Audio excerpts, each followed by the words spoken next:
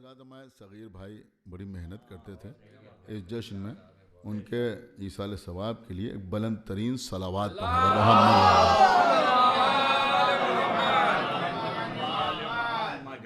اعوذ باللہ السمیع العلی العظیم من الشیطان اللعین الرجیم، بسم اللہ الرحمن الرحیم، الحمد للہ الذی ہدانا لہذا وما كنا لنهتدی لولا ان ہدانا اللہ، لقد جاءت رسل ربنا بالحق، الصلاة والسلام على صاحب الدین والاسلام والحل والحرام والرکن والمقام والصلاة والصیام والسجود والقیام والشریعت والاحکام والحجت والبرہان والمحبت والعرفان والحق والبیان والکتاب والقرآن، سیدنا و نبینا و شفیعنا و مولانا و مولا الثقلین جد الحسن والحسین ابی القاسم محمد وعلی اہل بیتہ الطیبین الطاہرین المعصومین المظلومین المنتخبین المنتجبین الذین اذہب اللہ عنہم الرجس وطہرہم تطہیرا۔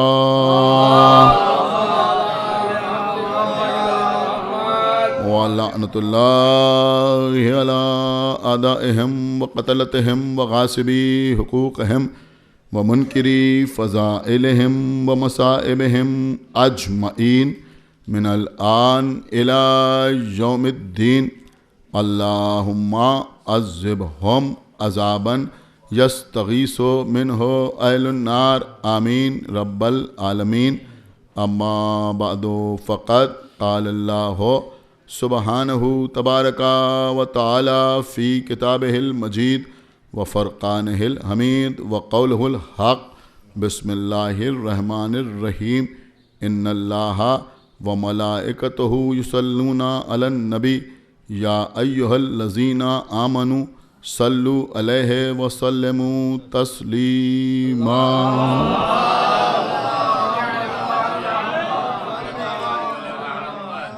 حضرات، بہت ہی مشہور اور معروف آیت ہے جس کی تلاوت کا شرف میں نے آپ حضرات کے سامنے حاصل کیا ہے۔ اس آیت میں خالق کائنات نے حضرات محمد و آل محمد پر درود و سلام کا حکم صادر فرمایا ہے۔ اللہ نے اپنے بندوں کو، ایمان لانے والوں کو، کلمہ پڑھنے والوں کو نماز پڑھنے کا حکم بھی دیا، روزہ رکھنے کا حکم بھی دیا، حج کرنے کا حکم بھی دیا، لیکن اس انداز سے کوئی اور حکم نہیں دیا گیا۔ کسی آیت میں اللہ نے یہ لہجہ اختیار نہ کیا کسی اور عبادت کے سلسلے میں کہ میں بھی نماز پڑھتا ہوں اور میرے فرشتے بھی نماز پڑھتے ہیں اور اے ایمان لانے والوں تم بھی نماز پڑھو۔ میں بھی روزہ رکھتا ہوں، میرے فرشتے بھی روزہ رکھتے ہیں اور اے ایمان لانے والوں تم بھی روزہ رکھو۔ حج کے سلسلے میں، زکوٰۃ کے سلسلے میں، خمس کے سلسلے میں کہیں اس طرح کی کوئی آیت نہ ملے گی، لیکن صلوات کا مرتبہ یہ ہے کہ اللہ کہہ رہا ہے کہ میں بھی صلوات پڑھتا ہوں، میرے ملائکہ بھی صلوات پڑھتے ہیں اور اے ایمان لانے والوں تم بھی صلوات پڑھو۔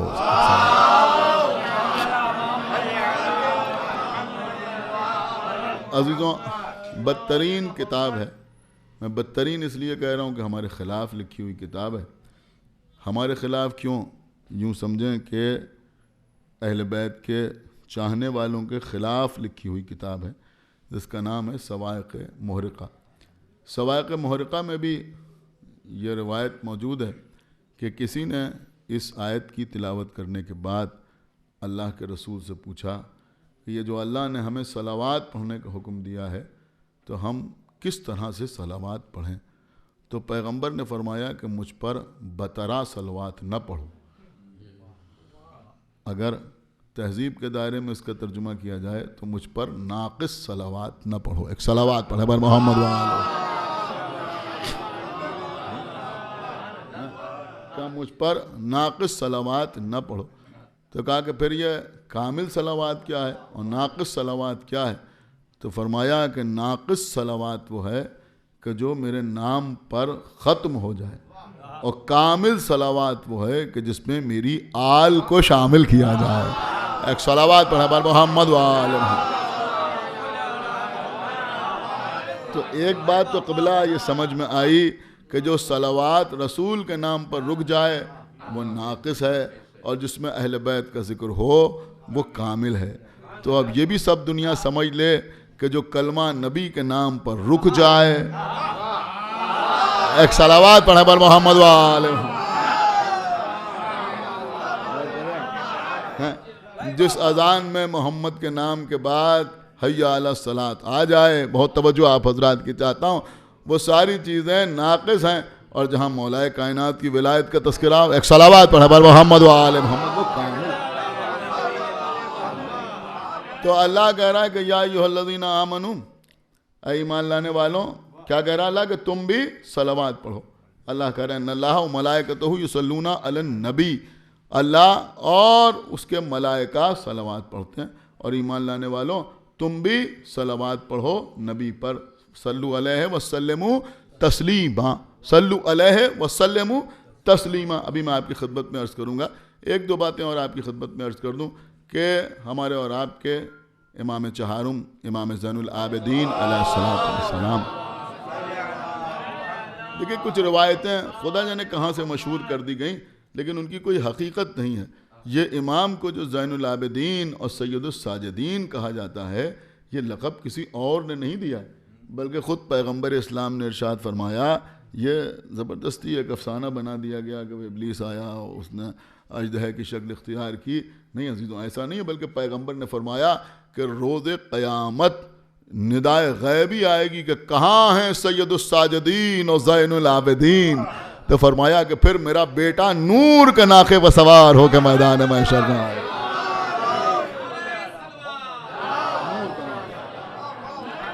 ایک صلوات اور پڑھنے والے محمد وآل محمد. تو امام وہ ہیں کہ جو سید الساجدین بھی ہیں اور زین العابدین بھی ہیں. زین العابدین کا مطلب عابدین کی زینت، سید الساجدین کا مطلب ساجدین کا سردار، ساجدین کا سردار. تو ایک بات یہ بھی سمجھ میں آئی کہ جو امام زین العابدین کو سردار مانے وہی اللہ کی نظر میں ساجد ہے. ایک صلوات پڑھے والے محمد وآل محمد. سید الساجدین، دیکھیں اس بات کو سمجھنے کی کوشش کیجئے. جیسے ابھی ہمارے اعجاز بھائی نے اس کی طرف اشارہ کیا، اور ہمارے حسن فراز صاحب نے بھی ایک شعر میں اس بات کی وضاحت فرمائی. میں آپ کی خدمت میں عرض کر رہا ہوں کہ پیغمبر اسلام نے ارشاد فرمایا کہ الحسن والحسین سیدہ شباب اہل الجنہ. کیا مطلب ہوا؟ حسن اور حسین جوانان جنت کے سردار ہیں. یہی تو ترجمہ ہوا یا کچھ اور ترجمہ ہوا؟ یہ ترجمہ نہیں ہے کہ حسن اور حسین جوانان جنت کے سردار ہوں گے، نہیں، یہ جوانان جنت کے سردار ہیں. بھئی ابھی جنت کہاں ہے؟ بہت توجہ آپ حضرات کی. جب رسول فرما رہے ہیں ابھی تو قیامت آئے گی، حساب و کتاب ہوگا، میزان نصب ہوگا، پھر کہیں لوگ پل صراط پر سے پار ہوں گے، پھر جنت میں جائیں گے. تو جب جنت میں جائیں گے تو وہاں ان کو سردار مانیں گے. یہ نہیں فرمایا، بلکہ فرمایا الحسن والحسین سیدہ شباب اہل الجنہ. حسن اور حسین جوانان جنت کے سردار ہیں. کیوں فرمایا؟ اس لیے فرمایا کہ اگر یہ کہہ دیتے، بڑی قیمتی بات عرض کر رہا ہوں، کہ یہ جوانان جنت کے سردار ہوں گے تو لوگ کہتے ٹھیک ہے جب جنت میں جائیں گے تو انہیں سردار مان لیں گے. سن رہے ہیں آپ؟ جب جنت میں جائیں گے، نہیں غور کیا آپ نے، تو انہیں سردار مان لیں گے. نبی نے فرمایا کہ یہ جوانان جنت کے سردار ہیں، یعنی انہیں سردار مانو گے تب جنت پہ جاؤ گے. صلوات بر محمد وآل محمد. مانو گے تب. تو اسی طرح سے ہمارے چوتھے امام کون ہیں؟ کہ یہ زین العابدین ہیں، سید الساجدین ہیں. تو جو انہیں اپنی زینت سمجھیں وہی عابدین ہیں، جو انہیں اپنا سردار مانے وہی ساجدین ہیں. اسی کے سجدے قبول ہیں کہ جو ان کی سیادت کو قبول کرے. بس عزیزوں، تو ہمارے چوتھے امام، کسی نے پوچھا بھری ہوئی محفل میں پوچھا مولا آپ نماز کے بارے میں جانتے ہیں؟ فرمایا ہم نہ جانیں گے تو کون جانے گا، ہم نہ جانیں گے تو کون جانے گا. اس نے نماز کے سلسلے میں بہت سے سوالات کیے. دیکھیے میں یہ بھی عرض کر دوں کہ امام زین العابدین علیہ السلام کے سلسلے کی جتنی کتابیں ہیں، کوئی بھی کتاب ہو، چاہے وہ مختصر ہو یا طولانی ہو، کسی بھی کتاب کو آپ پڑھیے، اختصار سے لکھا گیا ہو یا تفصیل سے لکھا گیا ہو، کوئی کتاب ایسی نہیں ہے جس میں یہ واقعہ موجود نہ ہو. یعنی اگر کسی نے 10 صفحے کی کتاب بھی لکھی ہے امام کے سلسلے میں تو اس میں بھی یہ واقعہ ضرور تحریر کیا ہے کہ کسی نے پوچھا کہ آپ نماز کے بارے میں جانتے ہیں؟ کہ ہم نہیں جانیں گے تو کون جانے گا. تو اس نے تکبیر کے بارے میں پوچھا، رکوع کے بارے میں پوچھا، قیام کے بارے میں پوچھا، تحلیل، بہت سی چیزیں اس نے پوچھی. پوچھتے بہت طویل واقعہ ہے. آخر میں اس نے پوچھا کہ یہ بتائیے کہ تکملہ نماز کیا ہے؟ اللہ اکبر، پڑھا لکھا مجمع میرے سامنے بیٹھا ہوا ہے. کہ تکملہ نماز کیا ہے، یعنی نماز مکمل کیسے ہوتی ہے، نماز مکمل کیسے ہوتی ہے. تو امام نے فرمایا کہ نماز مکمل ہوتی ہے محمد و آل محمد پر صلوات پڑھ کے.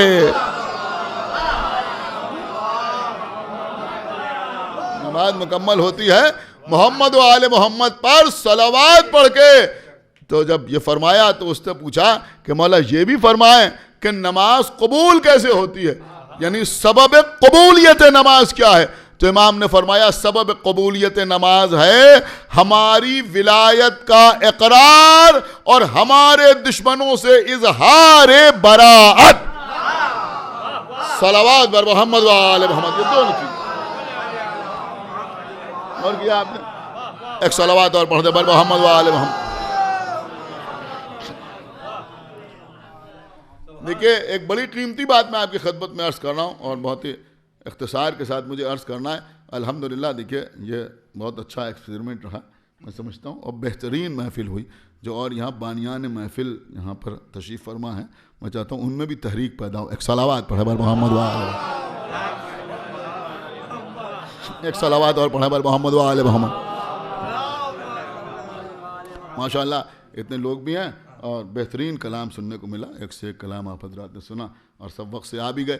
دیکھیں میں بالکل واضح طور پہ آپ کے سامنے عرض کر رہا ہوں کہ کوئی بھی کہیں تاخیر سے آنا وانا نہیں چاہتا، چاہے مجلس ہو یا محفل ہو. ہر آدمی چاہتا ہے کہ ہم وقت سے آ جائیں اور ہر آدمی چاہتا ہے کہ محفل یا مجلس وقت سے شروع ہو جائے.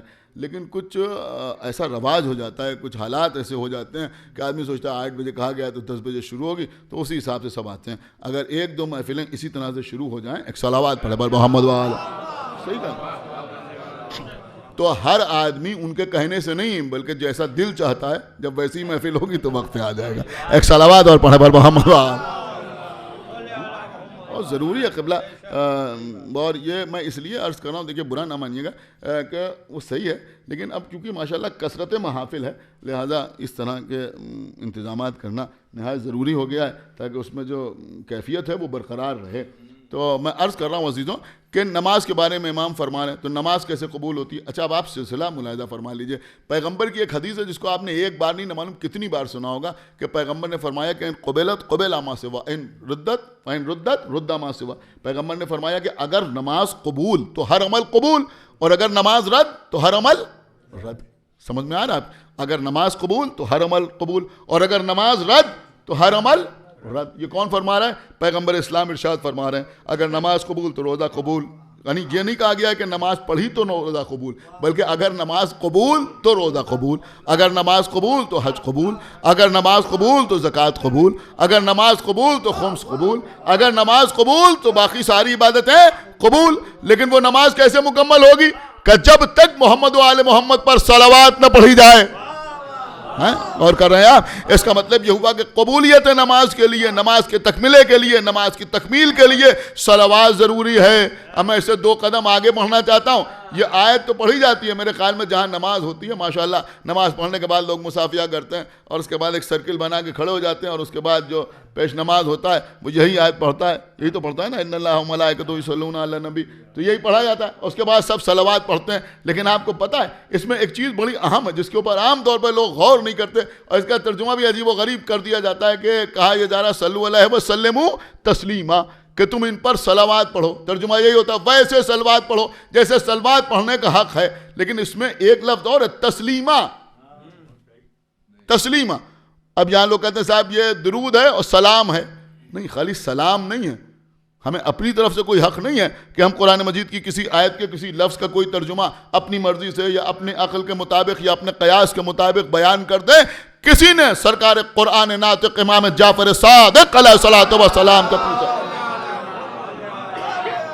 سنیے قبلہ، کسی نے پوچھا ہمارے امام سے کہ یہ صلو علیہ وسلم تسلیمہ میں یہ صلو تو سمجھ میں آ گیا کہ ان کے اوپر صلوات ہے، لیکن یہ تسلیمہ ہماری سمجھ میں نہیں آیا، تسلیمہ ہماری سمجھ میں نہیں آیا۔ تو آپ کے چھٹے امام نے فرمایا تسلیمہ کا مطلب ہے ہماری ولایت کو تسلیم کرنا۔ اللہ اکبر، غور نہیں کیا آپ نے، ہماری ولایت کو تسلیم کرنا، ہماری ولایت کو تسلیم کرنا۔ اس کا مطلب یہ ہوا کہ اگر نماز قبول تو ہر عمل قبول، نماز قبول تو ہر عمل قبول، اور اگر صلوات شامل تو نماز قبول، اور اگر ولایت کا اقرار تو صلوات قبول۔ صلوات پڑھے پر محمد و آل محمد۔ اگر ولایت کا غور کیا آپ نے، صلو علیہ وسلموا تسلیما۔ بس عزیزوں میں بات کو تمام کر رہا ہوں، اور ایک بات اور میں آپ کی خدمت میں عرض کر دوں، اللہ نے کیا کہا، ان اللہ وملائکتہ یصلون علی النبی، یہی تو کہا نا، یہ کچھ اور کہا، نبی ہی تو کہا کہ اللہ اور اس کے ملائکہ نبی پر صلوات بھیجتے ہیں۔ میں آپ تمام حضرات سے پوچھ رہا ہوں اس میں کہیں محمد کا لفظ تو نہیں آیا نا؟ طہ بھی نہیں ہے، یاسین بھی نہیں ہے، مزمل بھی نہیں ہے، مدثر بھی نہیں ہے، لیکن میں سوچ سمجھ کے بات کر رہا ہوں آپ کے، کوئی ایسا لقب بھی استعمال نہیں کیا جو پیغمبر اسلام کی ذات تک محدود ہو۔ سید الانبیاء بھی نہیں کہا، خاتم النبیین بھی نہیں کہا، نہیں غور کر رہے ہیں آپ، ہیں کوئی ایسا لفظ استعمال نہیں کیا۔ اللہ نے کہا نبی، نبی، رسول بھی نہیں کہا۔ بھائی کیا سن رہے ہیں آپ، 313 رسول ہیں، نبی کتنے ہیں، 1,24,000۔ اللہ کہہ رہا ہے کہ جو نبی پر، اللہ اور اس کے ملائکہ کس پر صلوات بھیجتے ہیں، نبی پر صلوات بھیجتے ہیں۔ اے ایمان لانے والوں، تم بھی نبی پر صلوات بھیجو، تم بھی نبی پر صلوات بھیجو۔ کس پر صلوات بھیجو، نبی پر صلوات بھیجو۔ جب اللہ کہہ رہا ہے نبی پر صلوات بھیجو، تو پھر یہ آپ نام لے کر کیوں صلوات بھیجتے ہیں، کیوں بھیجتے ہیں؟ جو اللہم صلی علی محمد و آل محمد کیوں کہتے ہیں، یہ نام لے کے صلوات کیوں بھیجتے ہیں؟ تو اس کا صرف ایک جواب ہے کہ اللہ نے کہا نبی پر صلوات بھیجو، لیکن ہمیں معلوم ہے کہ سب سے بڑا نبی کون ہے۔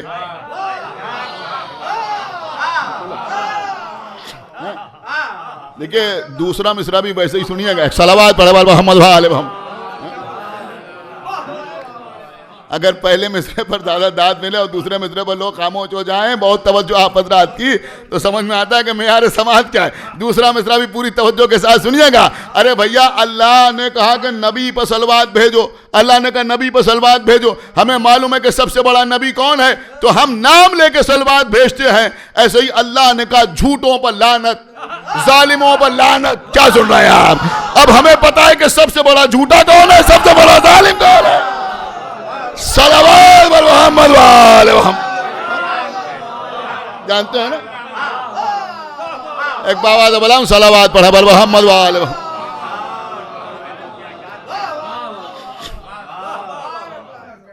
بس عزیزوں، اور یہ یزید کے گلے میں طوق لعنت، ہماری جان قربان ہمارے چوتھے امام نے۔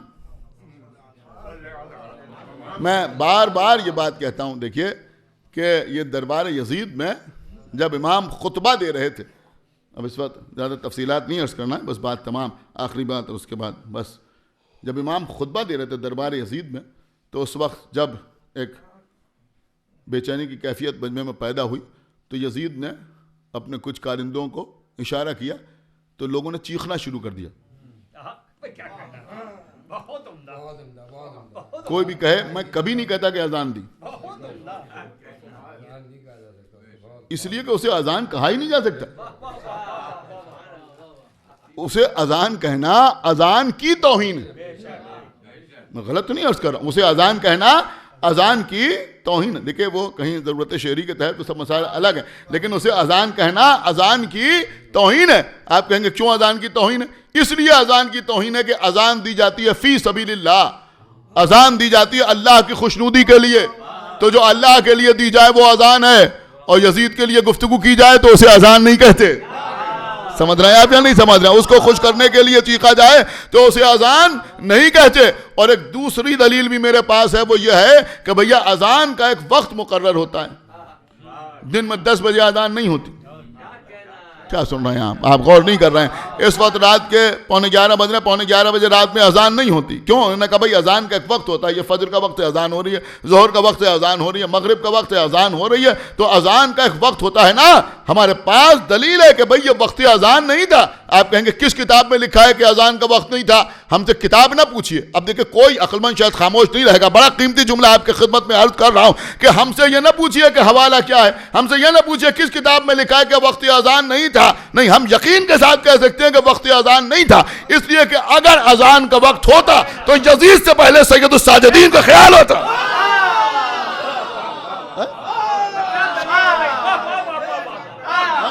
سے بڑی دلیل کیا ہوگی؟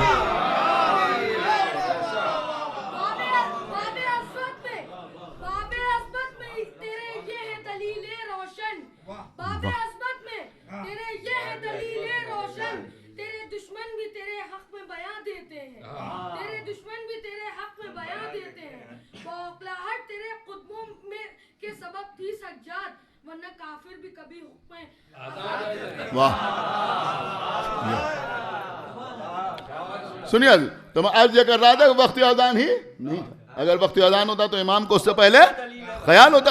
اب عزیزوں دیکھیے بات ہی ختم ہو گئی قبلہ.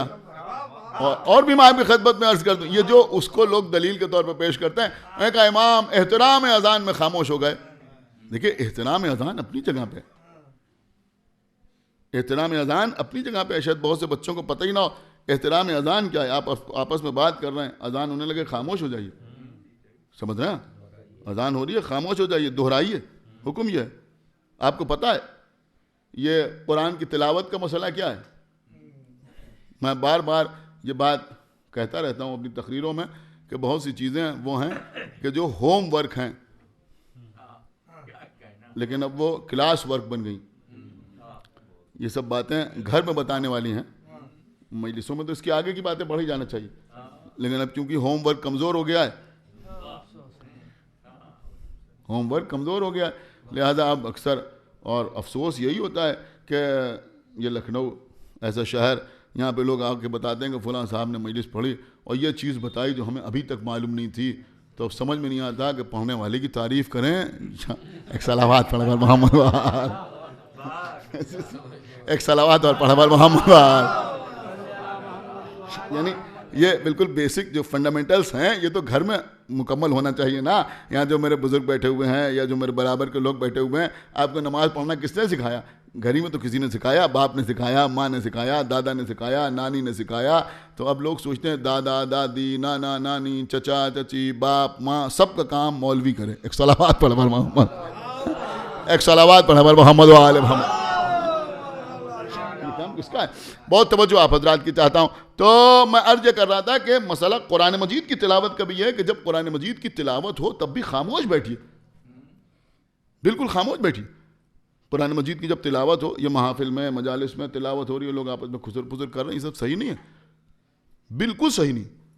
جتنی دیر تلاوت ہو, قاری ندیم صاحب تلاوت کریں یا کوئی اور کرے, اتنی دیر بالکل خاموش رہیے, بالکل خاموش. اس لیے کہ قرآن مجید کی تلاوت کا احترام یہی ہے, بالکل خاموش بیٹھیے, آپس میں گفتگو نہ کیجیے, کسی قسم کی کوئی گفتگو نہ کیجیے, خاموش بیٹھیے جب تک قرآن مجید کی تلاوت ہوتی رہے. لیکن اذان کا احترام یہ ہے کہ اگر اذان ہونے لگے اور کوئی قرآن مجید کی تلاوت کر رہا ہو تو وہ بھی خاموش ہو جائے. ایک صلوات پڑھے محمد وال, وہ بھی خاموش.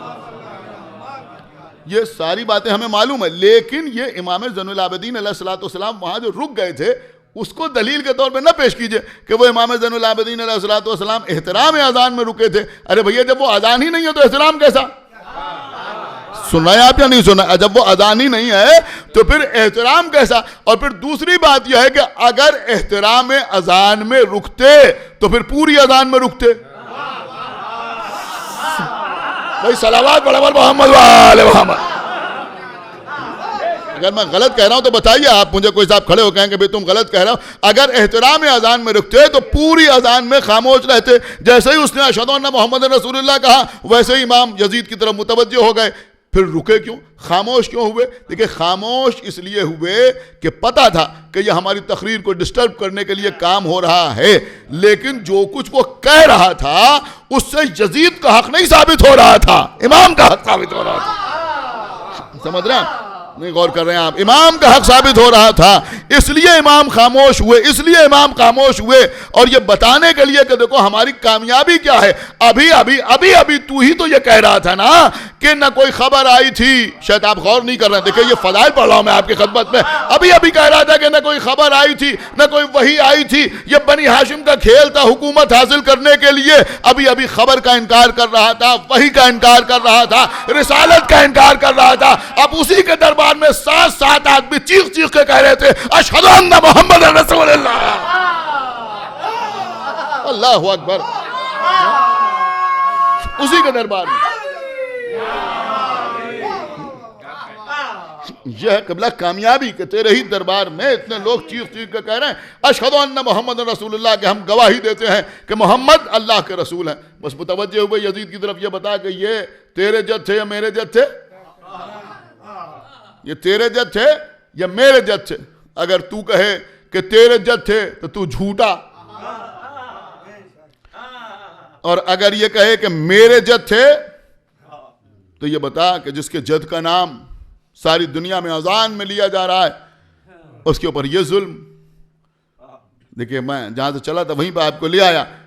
امام نے ایسا سوال کر لیا قبلہ کہ یزید کیا کہے. دو ہی آپشن ہے نا، یا تو کہے میرے جد تھے یا کہے آپ کے جد تھے. اگر کہے کہ میرے جد تھے تو جھوٹا قرار پائے، اور اگر امام سے کہے کہ آپ کے جد تھے تو ظالم قرار پائے. اگر کہے کہ میرے جد تھے تو جھوٹا، اور اگر کہے کہ آپ کے جد تھے تو ظالم. اور اللہ نے قرآن میں جھوٹوں پر بھی لعنت کی ہے اور ظالموں پر بھی لعنت کی ہے. اس کا مطلب یہ ہوا کہ جس کو لوگ لوہے میں جکڑ کے لائے تھے اس نے اس دن یزید کے گلے میں ایسا طوق لعنت ڈالا کہ آج تک کوشش کرنے کے باوجود کوئی نکال نہیں پا رہا.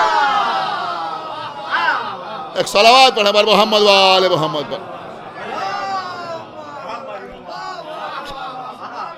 بس قبلہ بات تمام. میں باقاعدہ نہیں جانتا لیکن سوشل میڈیا پر بڑے ایکٹیو رہتے ہیں. پاکستان کے ایک نوجوان شاعر ہیں اور میں نے اسی پر ان کو دیکھا. باقی میری کوئی ملاقات نہیں ہے. محسن جعفری نام ہے، بالکل ینگ، بالکل نوجوان، لیکن بڑے غضب کے شعر کرتا ہے وہ نوجوان. تو امام زین العابدین صلی اللہ علیہ وسلم کے سلسلے میں کہیں طرحی محفل ہوئی تھی، اس کی پوری ویڈیو تھی، اس میں اور بھی شعراء تھے. تو انکار نہیں ہے فنکار نہیں ہے، اور تو اس میں اس کا ایک شعر تھا لیکن بڑا غضب کا شعر تھا امام چہارم کے سلسلے میں. وہ کہتا ہے کہ سجاد کے عارض پہ ہے وحدت کی تجلی. غضب کا شعر کہا ہے. کہتا ہے کہ سجاد کے عارض پہ ہے وحدت کی تجلی، آئینہ توحید ہے رخسار نہیں ہے. ایک صلوات پڑھیں بر محمد وآل محمد. آئینہ توحید ہے رخسار نہیں ہے.